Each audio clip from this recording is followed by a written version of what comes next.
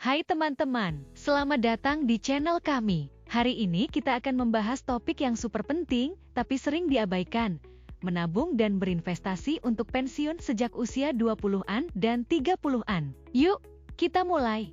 Kenapa sih harus mulai menabung untuk pensiun sejak muda? Sederhana saja.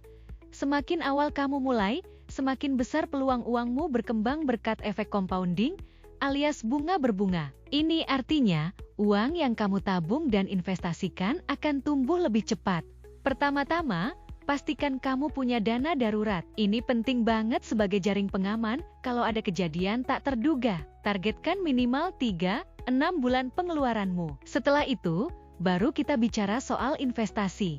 Di usia 20-an, kamu bisa lebih agresif dalam berinvestasi. Misalnya, 80% saham dan 20% obligasi. Saham memang lebih berisiko, tapi juga punya potensi return yang lebih tinggi. Kemudian, otomatisasi tabunganmu. Set up auto debit ke akun pensiun atau investasi setiap bulan. Jadi, kamu nggak perlu pusing ingat-ingat terus.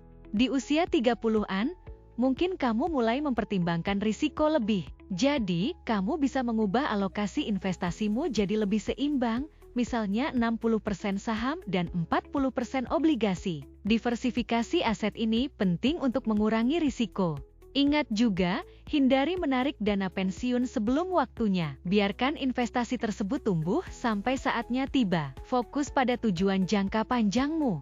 Selain itu, tetap evaluasi dan sesuaikan rencanamu setiap tahun. Cek apakah targetmu masih relevan dan apakah perlu ada perubahan. Fleksibilitas adalah kunci.